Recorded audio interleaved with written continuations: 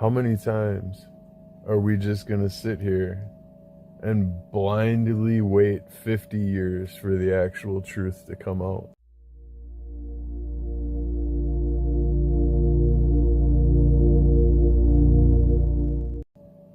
How many times do we have to see that happen in assassinations and inside jobs and 9/11 before we say, you know what, this structure just isn't working anymore? You're a fish in a bucket now. You're not a free fish.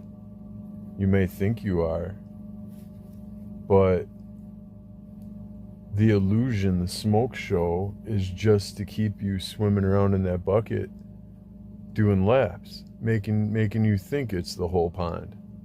They only want you to understand the water that you're in because that's all you need to survive. So you have just enough to keep you happy and keep you content, keep you right at stasis, just right where you need to be.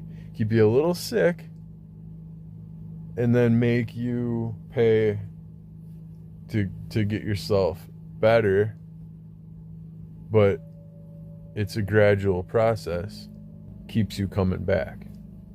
The sickness is in your fish flakes.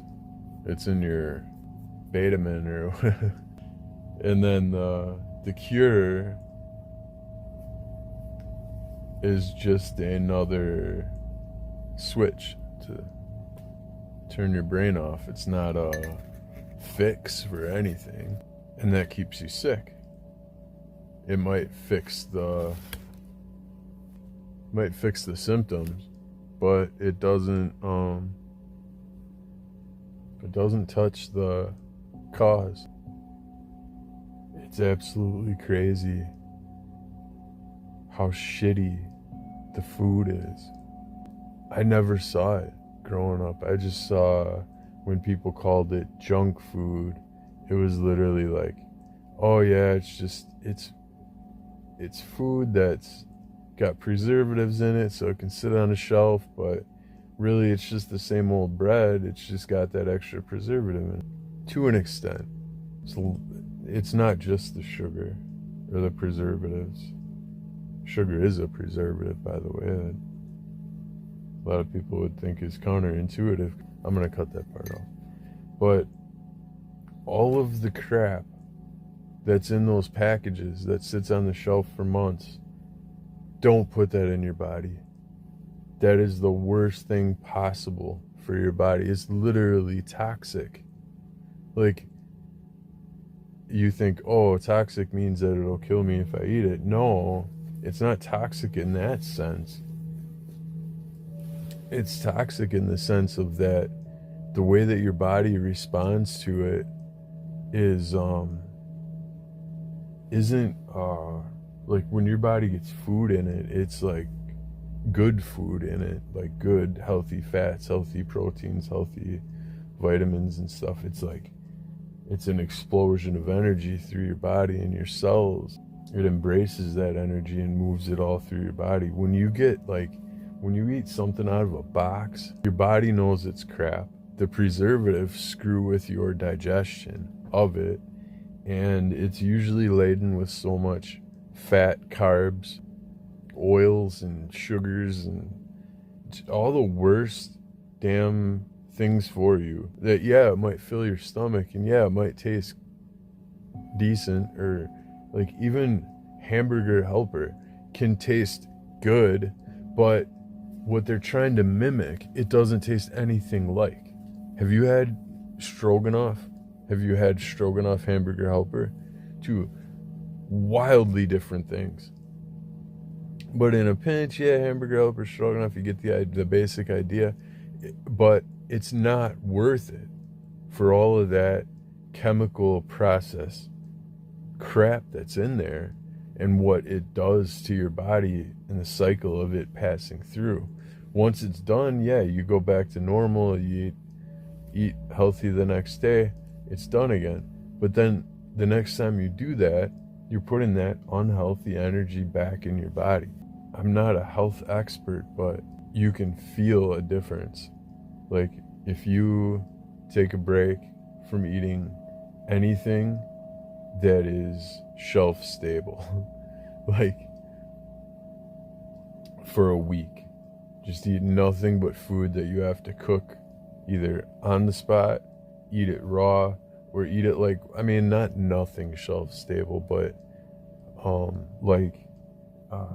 nuts and peanut butter and stuff is obviously fine, but nothing that's gonna be like, I'm not even saying Little Debbie because of the sugar. I'm saying Little Debbie because of the preservative and chemical makeup of their cake itself. Like, it's not just the sugar. The sugar's bad enough, and that's its own realm of toxicity for you.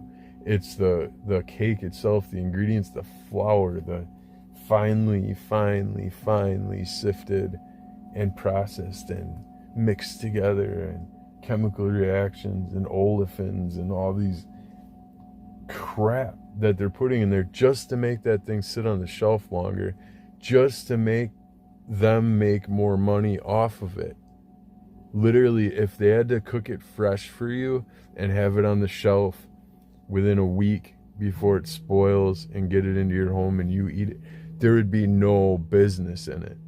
The business is in the preservation of it, and the preservation of it is what takes away from the value of it for you, the consumer. You're paying more for the preservation so that it can sit on the shelf, so that the manufacturer can make top dollar off of it 3 months down the line when you finally buy it. That's bullshit. It's a backwards misconception. Oh, my shit's dying. Hang on. Last time it died and I didn't notice, I had a hotspot going and I was watching something, streaming, my phone up high to get reception, and I was beaming the hotspot down. So I hear it vibrate. I look up, dead phone, like blank screen completely. But it kept that hotspot on and that Wi-Fi going to the bitter end, all the way to 0% battery. I'm actually gonna probably have to go back and see what we were talking about now. Why it's there, keeping us sick, keeping us going back to the health system, keeping us low energy, feeling just not having much. So feeling very depleted, you're gonna be more suggestible, especially to further discomfort. Like, if you're already feeling in a state of discomfort and someone says you could do this and it's going to get uncomfortable for you, or you could do this and it'll be less uncomfortable for you, you're gonna obviously pick the thing that's the least uncomfortable. Oftentimes it's the option that, the people that are doing the manipulating, it's the option that they want you to choose, is the one that you're steered towards. And so when you're at wit's end, your back's against the wall, you just don't have any more energy to think. You're just, yep, okay, fine, whatever's gonna hurt me the least in this immediate instance. If we were able to take the time for ourselves that we need to clear, to cultivate our aligned, centered energy within us and come at it from a level perspective, the decisions we make, we might choose discomfort because we know that it'll get more comfortable. We'll deal with the comfort ahead up front, but it'll in the long run be more comfortable. But if we're in the position of discomfort and we say, oh, more discomfort, no, I can't even handle that right now, I'll take the less discomfort now, and I just won't even pay attention to the fact that it's going to be more uncomfortable for me in the future. That's the problem. It takes away your sovereignty to make good decisions for yourself, and it replaces it with decisions that they already wanted you to make in the first place. They just had to narrow your field of view a little bit. It's gross, it's disgusting, the way that they manipulate people. The only way out of it is waking up to it. That's the first step anyway. If you're still with me, I applaud you, because I know this wasn't the most concise message ever, but there are so many more messages like this that need to come out, that you need to hear, that I need to speak, that I need to record, that sometimes I have a hard time finding the structure for it. There's so much more. I mean, there's so much more every single day. Be aware that there is information out there that presents as truth. Obviously, all information wants to present as truth, but in the light of they're telling you there's disinformation out there, but yet they're also smearing on their own brand of it at the same time. During that Jade Helm kind of era, 2015 and late Obama presidency, there was a lot of talk about FEMA camps and FEMA coffins and military movements happening. There was a ton of that going on. Just be wary of that when the media and the news has managed to get you so pissed off about all the illegals that they just let into our country with open borders. Any citizen would be pissed off by that. That's like flooding the stock market with bullshit stocks, and that devalues the stock of everyone else. Everyone else's stock gets devalued. It's just dilution. It's diluting the market. That's what they were doing. They let them in wide open, and you were racist unless you went along with it. And if you didn't, you were racist and selfish. You're selfish too. You have no heart.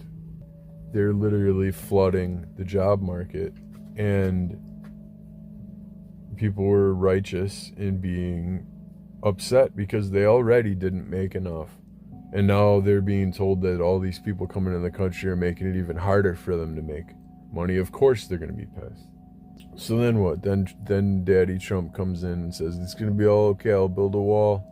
And then I'm going to go around and I'm going to round them all up and get them out of here for you. You think, thank you, your savior. But what is that doing? That's training a whole organization on how to go through our communities and round people up and put them somewhere. Just think about that. I think I'm going to leave it there with that one. Seems like a good place to leave it. So until next time, never stop spreading your light.